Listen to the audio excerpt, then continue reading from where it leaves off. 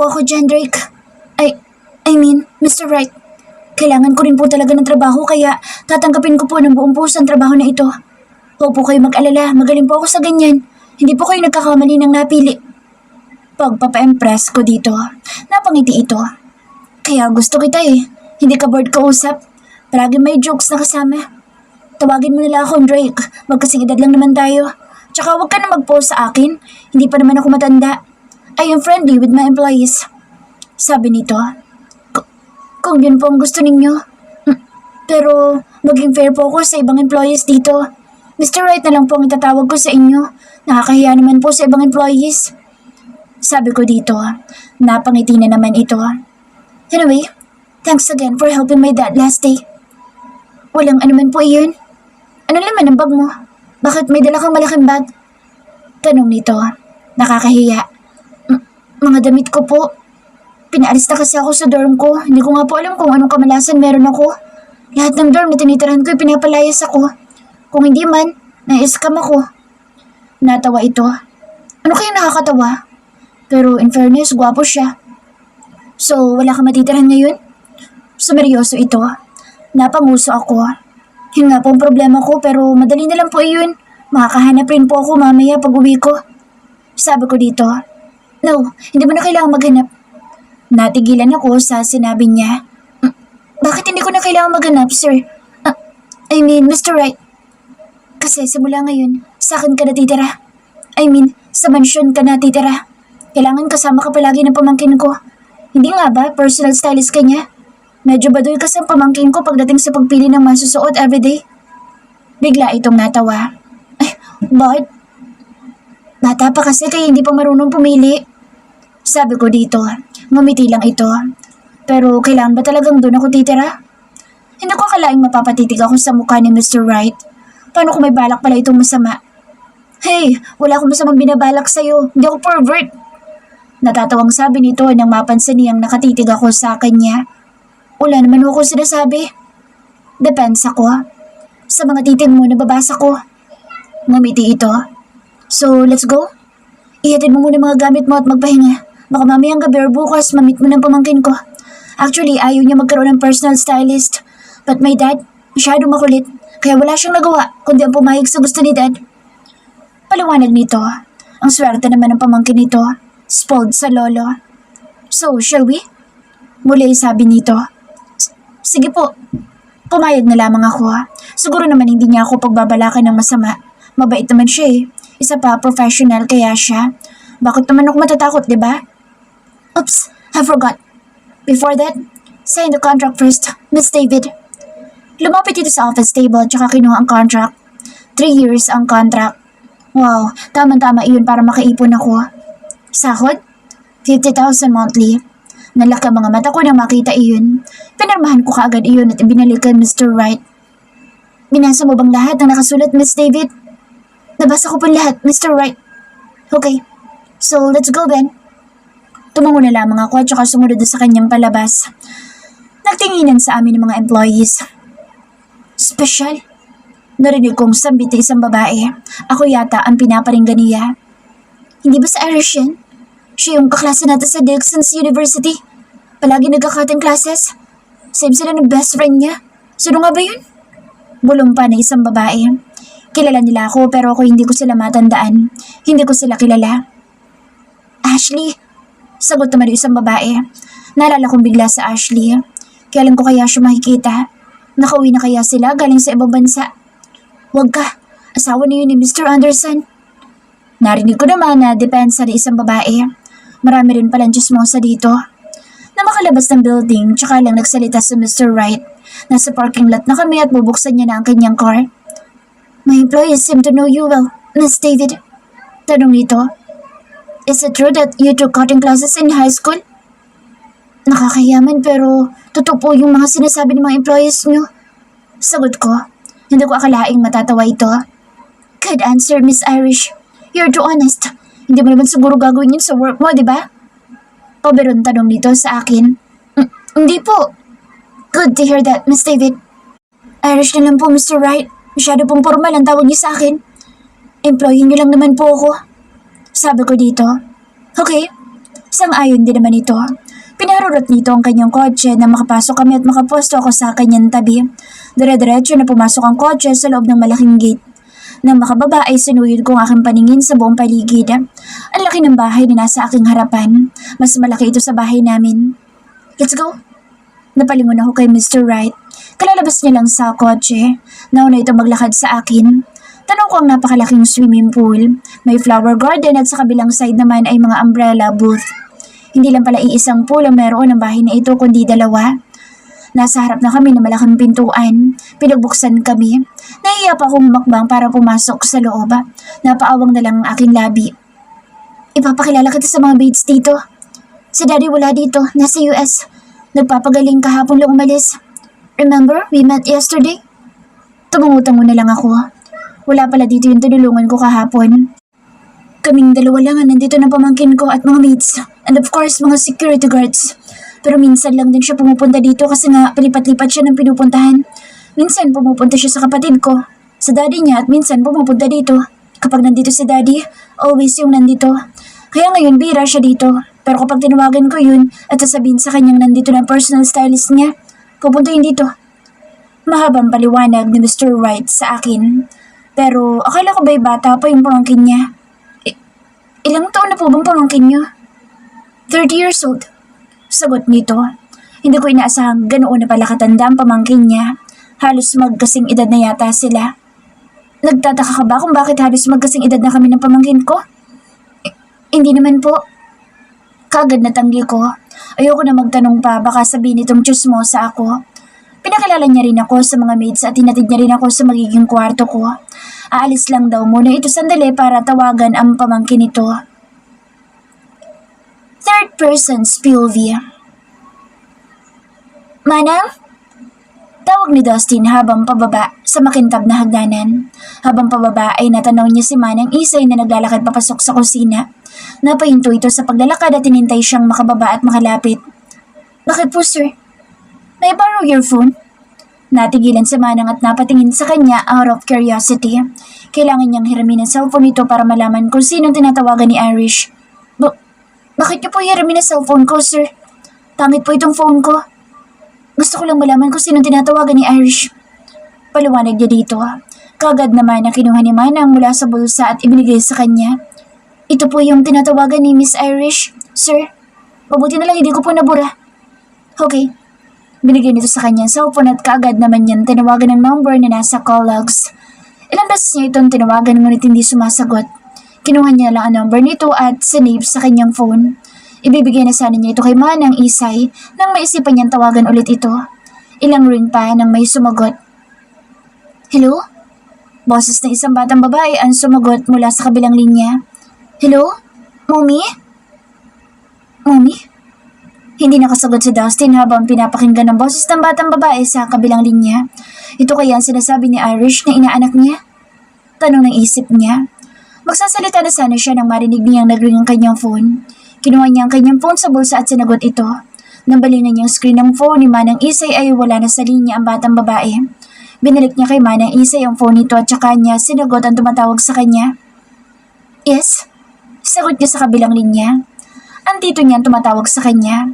Kasing edad lang naman niya kaya para magkapatid lang silang dalawa. Nagkaanak kasi ang lolo niya sa ibang babae at ang lalaking ito ang tumatawag sa kanya ngayon. Pumunta ka ngayon din sa mansion. I will introduce you to someone. Your new personal stylist. Bungad na sabi nito sa kanya. Kaagad na kumunot ang kanyang noo. How many times have I told you that I don't want to have a personal stylist? Kaya kong pumili na isusuot ko everyday. Dinaig ko pang presidente para magkaroon ng ganyan. Naiinis na sagot niya dito. Sinusunod ko lang gusto ni Dad. Ng lolo mo. What the? Sa sobrang inis ay nahihagas niya ng malakas ang kanyang phone. Papasok na sa mansyon ng Wrights si Dustin nang isa-isa siyang batiin ng mga maids. Magandang tanghali, senyorito. Bati ng mga ito. Nginitaan niya ang mga ito. He wasn't supposed to come here but his Uncle Drake forced him to come home. Sinalubong kaagad siya ng kanyang Tito Drake pagdating sa living area. It's good that you came here. Akala ko maghintay pa na isang buwan ng PS mo dito. Kumunod kaagad ang kanyang noo. Sumamantimpla ng kanyang mukha nang makita ang anak ng lolo niya sa ibang babae. Hindi sila magkasundo ng kanyang Tito Drake pero dahil sa lolo niya, pinapakasamahan niya na lamang ito. I didn't come here to see my PS. Who are you to control my life? He said, annoyed here. You're not my dad. He added, I'm your uncle. Kagad naman nasagot ni Drake. I'm also doing this because Dad ordered it. Kung may reklamo ka, magreklamo ka sa lolo mo. Ang maalis mo lang nasa ibang bansa ang lolo mo, nagpapagaling. Whatever. Nainitan ako. Maliligo lang ako sa pool. Tinalikuran ka agad ni Dustin sa Drake. Pagbalik mo, ipakikilala ko sa iyo ang PS mo. Sigaw ni Drake. Kunot na kunot ang noo ni Dustin na lumabas habang tinungo ang swimming pool. Habang tinatahak at naglalakad palapit sa pool, ay hinubad niya na pa isa-isa ang kanyang saplot. Itinira niya lang ang kanyang black boxer shorts at saka nag-dive sa pool. Irish PLV. Napabalkwas ako ng upo sa kama nang maalalang wala ako sa sariling dorm, kundi nasa ibang pamamahay ako. Anong oras na? Kinuha ko ang maliit na orasan ko sa table. Napangiwi ako nang makitang 9:00 na. Tinanghali ako ng gising. Sobrang nakakahiya. Nakikitara na nga lang ako dito ay ang tagal ko pang gumising. Nakakahiya. Parang ayoko na tuloy lumabas. Wala din naman ako magagawa kundi ang lumabas dito sa kwarto. Tumayo ako at tinungo ang banyo para mag-ayos ng sarili. Baka mamaya nandito na ang pamangkin ni Drake. Hindi kaya maarte iyon? Or di kaya masungit? Matatagalan ko kaya makasama araw-araw iyon? Kung hindi maarte or hindi masungit, baka matatagalan ko pa. Sana lang hindi masungit. Kumikibot ang bibig ko habang inaayos ko ang sarili habang nakatingin sa malaking salamin. Kinakabahan ako habang tinititigan ko ang aking sarili sa salamin. First time ko maging personal stylist. Hindi naman ako masyado magaling sa ganitong trabaho. Talagang magaling lang ako pagdating sa fashion pero pagdating sa pagiging stylist, no comment muna. Pero makakaya ko to. Ako pa ba? Kakayanin ko to. Nagsuot ako ng pants at white sando naman pang itaas ang pares ko. 11:00 na ako nakalabas ng kwarto dahil kung ano-anong anik-anik pa ang ginawa ko. Bakit naman kasi hindi man lang ako ginising ni Mr. Wright? Masyadong mabait ang lalaking iyon. Sana lahat ganoon ang mindset. Lumabas na ako ng kwarto at tinatahak ko na ang mahabang pasilyo ng mansyon na ito. Hanggang sa barating ang hagdanan na may pulang carpet. Natigilan ako sa pagbaba ng hagdanan nang makarinig ako ng ingay. Mukhang nagkakasagutang boses ni Sir Drake ang naririnig ko. Tila may kasagutan yata ito. Hindi muna ako bumaba. Nanatili muna ako nasa gitna hanggang sa wala na akong marinig pa na bangayan. Inihakbang ko muli ang aking mga paa. Na makababa ay nadatnan ko si Sir Drake na nakapamewang habang hinihilot ang sariling noo. Nang makita niya ako ay kaagad na nagformal ito ng tayo. Nginitian niya ako. Ang gwapo niya. May kamukha siya. Ayoko na lang sabihin baka masira lang ang mood ko. Nakakahiya pero binati ko ito. Magandang tanghali, Sir Drake. Pasensya na kung tinanghali ako ng gising. It's okay. Wala ka rin namang gagawin. Teka, kumain ka na ba? Tanong nito sa akin. Ang bait niya talaga. Bakit kaya hindi na lang siya tularan ng ibang mga lalaking mayayaman? Naalala ko na naman tuloy si Dustin. Bakit ba sumasagi ka sa isip ko? Erase. Erase, Irish. Focus sa goal mo. Yung Dustin iyon, dapat binubura na sa isip at alaala mo. Hindi ba't hindi mo naman siya gusto? Bakit sumasagi pa sa isip mo? Kahit kailan ay hindi na kayo magkikita ng kumag na iyon. Pagkatapos kang pagsawaan sa gabi, palalayasin ka sa umaga. Red flag ang Dustin na iyon. Irish? Nabalik ako sa aking katinuan nang marinig ko ang pagtawag ni Sir Drake sa aking pangalan. Natulala na pala ako habang kaharap siya. Ang lalim yata na iniisip mo. Natawa pa ito. Naisip ko lang kasi yung lalaking... By the way, my nephew is here. He is in the pool. I'll introduce you to him later. Putol niya sa pagsasalita ko. Ganun ba? Okay. Tanging sagot ko na lang at saka ngumiti ng matamis sa kanya. Kumain ka muna bago kita ipakilala sa kanya. Mamaya-maya rin ay alis na ako. Marami pa kasi akong gagawin sa office. Sabi nito sa akin. Sige po, ako na pong bahala sa sarili ko at sa pamangkin niyo. Pagbumukain ko siyang artista kapag aalis. Ano nga pala yung pamangkin niyo, Sir Drake? Lalaki po ba talaga yun? Wala kasi akong idea eh. Boy, kaagad na sagot nito. Ha? Napanganga ako. Ang buong akala ko kasi babae ang pamangkin niya at inaakala ko pa nga na bakla. Baka naman bakla iyon. Actually, mukha na siyang artista. Pagbibiro nito sa akin. Ah, ganun ba? Tumawa na lang din ako. Mali yata yung sinabi ko. Baka isipin itong iniisip kong pangit ang pamangkin niya. Wait for me here, Irish. I'm just going to get something from my room. Kung gusto mo maglakad-lakad ka na muna sa labas or pumunta ka sa pool para maidiya ka na sa pamangkin ko. Bili nito. Sige, Sir Drake. Sang-ayon ko dito. Tinalukurin niya na ako para tahakin ang kanyang kwarto. Ako naman ay tinahak ang pintuang palabas. Gusto ko lumanghap ng hangin at para makita ko na rin yung pamangkin ni Sir Drake. Paglabas ko ay natanaw ko ang dalawang babaeng nakasuot ng maid uniforms na nagtatago sa bougainvillea. Nilapitan ko ang mga ito. Hindi nila ako napansin kaya habang nagtutulakan silang dalawa at parang kinikilig pa ay hindi nila alam na nasa likuran lang nila ako. Ayun na! Umahon na! Umahon na si senyorito! Malakas na hinampas na isang babae ang isang babae. Mainang napatili pa ang mga ito. Ay! Ang laki! Kinikilig na sabi ng mga ito habang kinakagat pa ang mga daliri. Ano bang sinasabi ng mga ito? Ano bang tinutukoy ng mga ito? Ano bang sinisilip nila sa pool? Ayun, tumalikod na. Wala na. Parang pinagbagsakan ng mga mukha ng dalawang babae at saka ito napabaling sa akin. Nanlaki ang mga mata ng mga ito nang makita ako. Sinalyupan ko na rin ang pool. Bumulaga lang naman sa paningin ko ang likod at ang matambok na pangupo ng isang lalaki. Hindi ko nakita ang kanyang muka. Nang muli kong tingnan ay wala na ito. Yun palang sinisilip ng mga babaeng ito. May isa pa palang lalaki dito sa mansyon? Bakit hindi ko siya nakita kagabi dito? Bakit hindi pinakilala ni Sir Drake sa akin kagabi? Nang muli ko naman balingan ang dalawang babae ay nakanguwi na ang mga ito. Ma'am, sabay na napangiwa ang dalawa habang pareho nilang kagat ang kanilang mga palad. Naninilip kayo? Tanong ko sa kanila. Hindi ito nakaimik. Nakayuko na sila ngayon. Don't worry, di ko naman sasabihin ang ginawa nyo. Pero, bakit nyo ba sinisilipan na lalaking yun?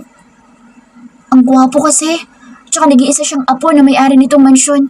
At kapag raw hindi pa nakapag-asawa at nagkaroon ng anak si Sir Drake, ibibigay na raw ang lahat kay senyorito.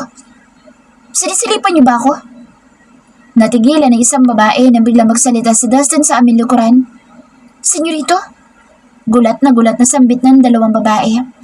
Teka, bakit pa boses ni Dustin yung narinig ko? Si Dustin tuloy ang naisip ko. Malabo naman yata iyon. Sorry, senyorito. Hindi po kami naninilip. Kagad na yumuko ang dalawa. Nang humarap na ako dito ay ganoon na lang ang pagkabigla ko nang makitang si Dustin nga ang lalaking nagsasalita sa aking likuran. Parehong nanlaki ang aming mga mata na magtamang aming paningin. Dustin? Irish? Sabay namin sambit sa isa't isa. Walang galang na po, senyorito. Non-Irish, dito na po kami. Bumaling ang tingin ko sa dalawang maid, ganon din si Dustin. Dinaanan lang kami ng mga ito kaya naiwan kami dalawa. Muling nagtama ang aming paningin. Anong ginagawa mo dito? Kagad na tanong ko sa kanya. Hindi makapaniwala na nasa harapan ko siya at half naked pa. Pinagpapiyastahan pa ng mga maids. Shouldn't I be the one to ask you that?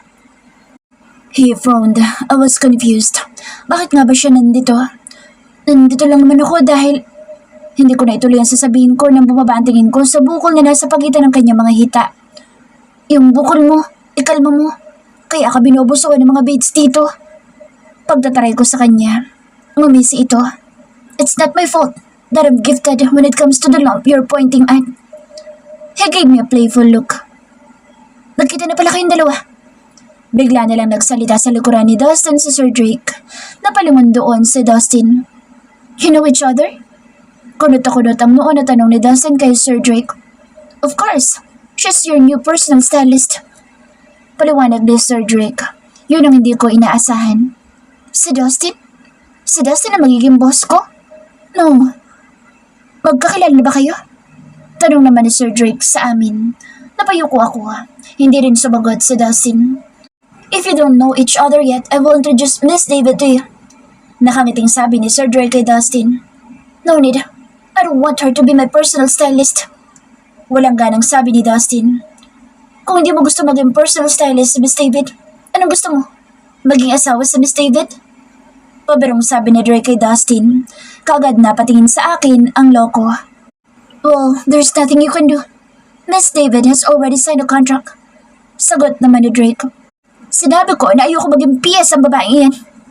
Mariin na sabi ni Dustin at nakaturo pa sa akin.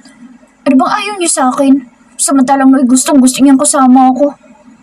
Bakit sa dinami-dami babaeng pwede niyong kunin para maging PS ko, bakit ang babae pa na iyan? Ano bang alam niya sa trabaho na iyan? Halata sa boss ni Dustin ang pagkainis. Well, I saw it on her resume. She's good at that sort of thing. Just give her a try. Sa kabila ng pagsusungit ni Dustin ay nagagawa pa rin maging mahinaho ni Drake. Si Dustin na pamangkin ni Sir Drake. Halos hindi ako makapaniwala. Hindi man lang sumagi sa isip kong si Dustin pala ay pamangkin niya. Wright nga pala ang kanilang last name. Bakit hindi ko naisip iyon? I'll still decide for myself when it comes to this. I'll talk to Grandpa about this. Matigas, tatanggi pa rin ni Dustin. Okay, fine. Kung ayaw mo kay Miss David, sa akin na lang siya. Pwede ko siya maging PA. What? Muling napatingin sa akin si Dustin. Papayag ka naman siguro, Miss David, kung gagawin kitang PA ko, diba? Kayo pong bahala, Sir Drake. Sang-ayon ko na lang dito. Kung ayaw ni Dustin, pues, kailangan ko ng pera kaya kailangan kong patusin lahat ng trabaho iaalok sa akin kahit wala naman akong alam sa pagiging PA. Matalim na tingin ay ginawa ni Dustin sa akin. Bahala ka. Baling dito kay Sir Drake at saka tumalikod sa amin. Tanaw ko ang kanyang likod palayo sa amin. Huminga ako ng malalim. Ano meron sa inyong dalawa ng pamangkin ko, Miss David? Bakit parang galit na galit siya sa'yo?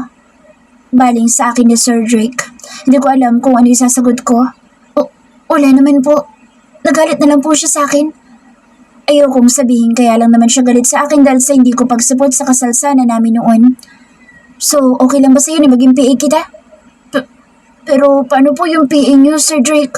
Mawawala naman po siya ng trabaho. No, she's on a vacation for 2 months.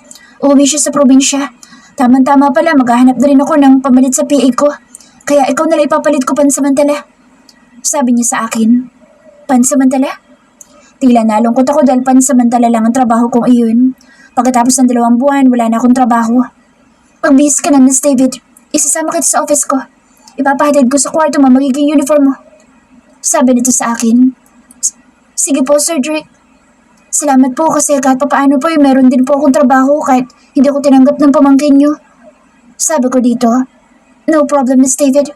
After 2 months, huwag ka na mag-alala. Baka kukunin ka pa rin ni Dad. Sabi nito sa akin. Tila nagliwanag ang aking mga mata. Sana nga'y kunin pa rin nila ako para meron pa rin akong trabaho. Maraming salamat po talaga, Sir Drake. Hindi ba sabi ko tawagin mo ako, Drake? Sige po, Drake. Ngumitito at kinagulat ko ang pag-haplos niya sa aking muka. You're pretty Irish. Sambit nito nang haplosin niyang aking muka. Iniwas ko na lang ang aking paningin at maging ang aking muka. I'm sorry. Sige na, magbihis ka na. I'll wait for you in living area. Okay po. Sabay kami pumasok sa loob.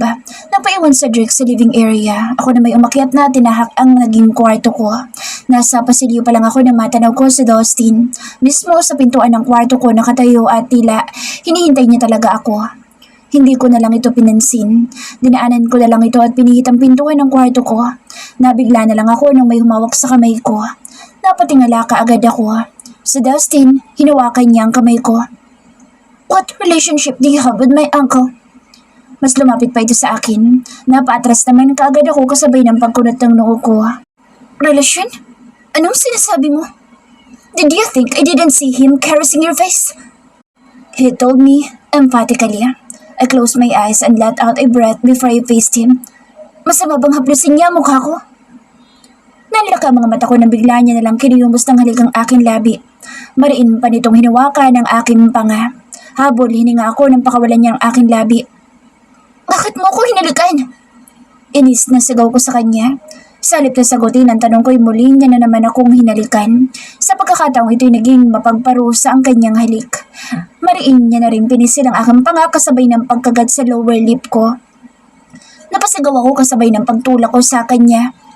Problema mo! Muli sigaw ko. In case you forgot that you are mine. Irish. Natulala na lamang ako sa aking kinatatayuan at tinalikuran niya na lang ako. Puno ng inis habang nakaawang ang labi ko. Ang kapal talaga ng mukha ng lalaking iyon para halikan ako. Pagkatapos niya akong tanggihan bilang PS niya tapos sa halikan niya na lang ako ng ganoon. Nainis ako sa sarili ko dahil parang nagustuhan ko ang halik niya. Napapikit na lamang ako kasabay ng pag-iling-iling ng ulo ko. Baliw! Mahina sigaw ko pero hindi niya iyon narinig kaya padabok na lamang akong pumasok sa kwarto ko para magbihis. Pagpasok ko ay may kumatok naman sa pintuan. Napagbuksan ko isang babae. Isa sa mga maid sa mansyon na ito. Dala niya ang uniform ko kaya nagbihis na kaagad ako. Excited ako. Buti na lang hindi si Dustin ang boss ko. Mas okay na rin na si Drake ang boss ko. At least, si Drake gentleman. Si Dustin, walang modo. Panay halik lang ang alam, wala namang level. Pagkatapos ko magbihis, pinagmasdan ko ang sarili ko sa malaking salamin at saka lumabas. Nadatan ko sa living area si Drake. May binabasang newspaper. Sir Drake, excuse me. Storbo ko dito kaya napatingala ito. Napatitig ito sa akin. Let's go. Tumayo ito habang hindi inaalis ang tingin sa akin. Tumango ako. Bagay na bagay sa iyong uniform mo, Irish.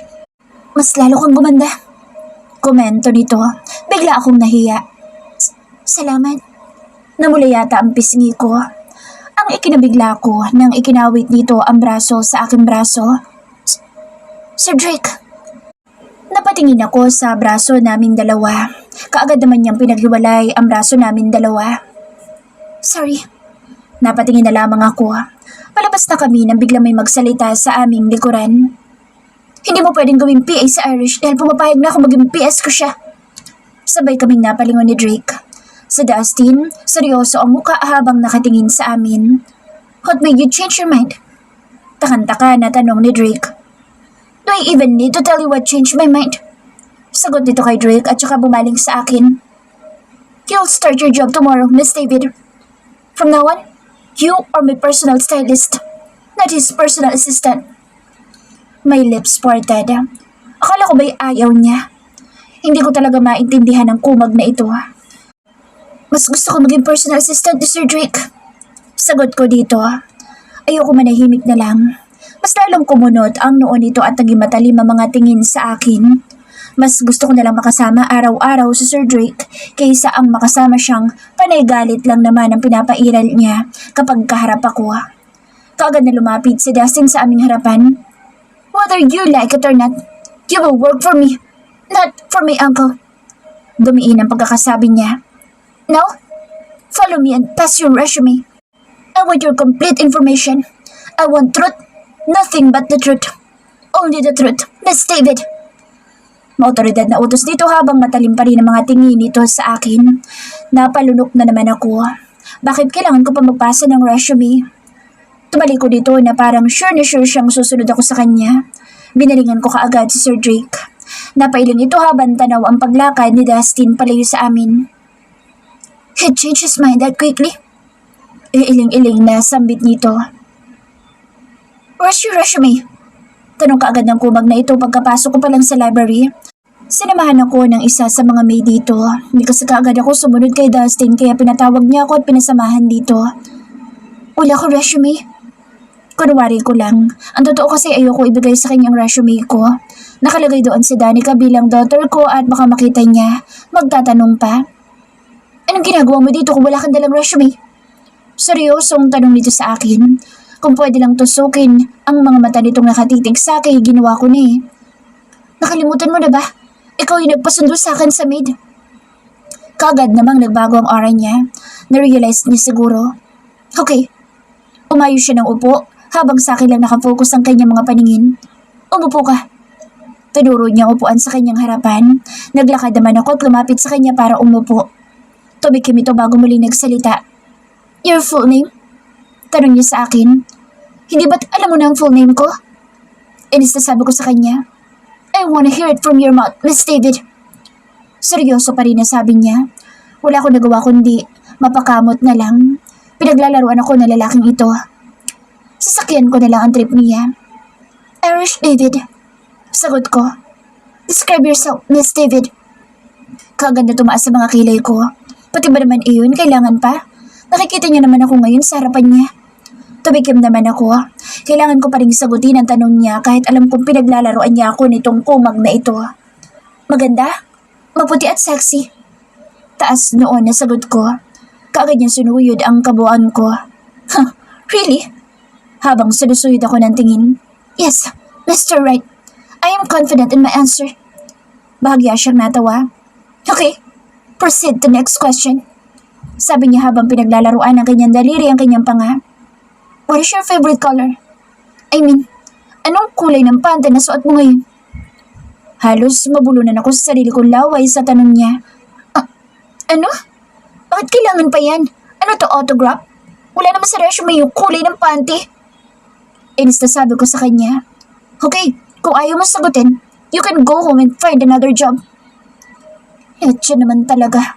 Kung hindi ko lang talaga kailangan ito, hindi ako magpapakabaliw sa lalaking ito para sagutin ang mga tanong niya. Okay, fine. Inis na pagsuko ko. Red ang kulay ng panty ko. I mean, mahilig ako sa red. Okay, very good. Sagot niya lang at saka ngumisi. Kaagad namang umangat ang mga kilay ko. Anong very good doon? Inis na tanong ko sa kanya. I thought you're not wearing panties right now. Mabuti naman may suot ka. Pilyong sagot niya sa akin. Mas lalong kumulo ang dugo ko sa sinabi niya. Sira ulo.